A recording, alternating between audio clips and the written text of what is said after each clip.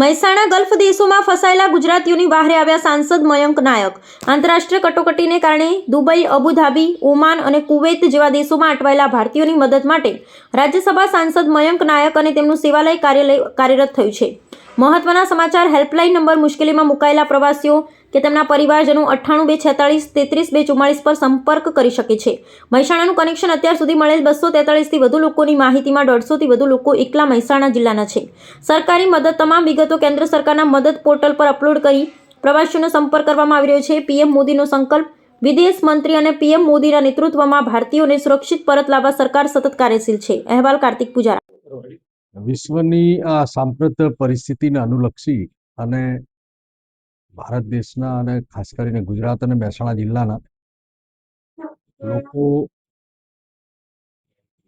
Dubai, Abu Dhabi, Oman, Jeddah, Kuwait જેવા દેશોમાં આપણા પ્રવાસીઓ અથવા ત્યાં કામ ધંધા અર્થે રોકાયેલા લોકો તકલીફમાં હોય તો એને કેવી રીતે આપણે મદદ કરી શકાય, એના માટે મારા સેવાલય દ્વારા એક નંબર જારી કરી એમની ડિટેલ લઈ અને એમને મદદ કરવાનો પ્રયત્ન અમે કરી રહ્યા છીએ.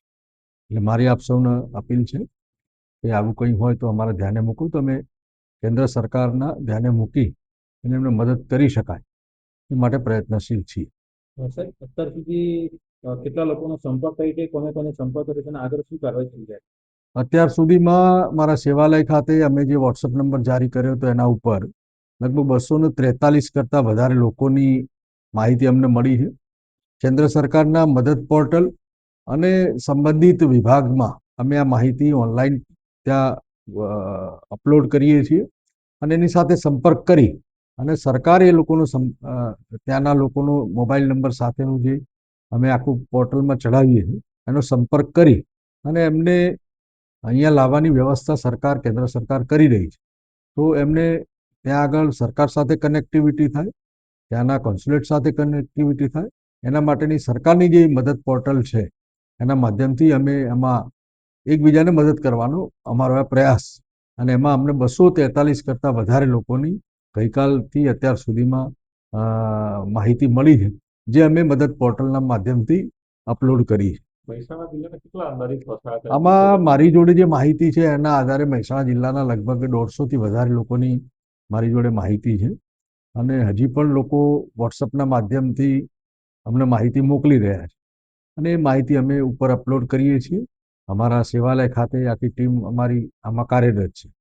એટલે વધુમાં વધુ લોકોને સંપર્ક થાય અને સરકાર દ્વારા કનેક્ટિવિટી થાય એનો અમારો પ્રયત્ન છે.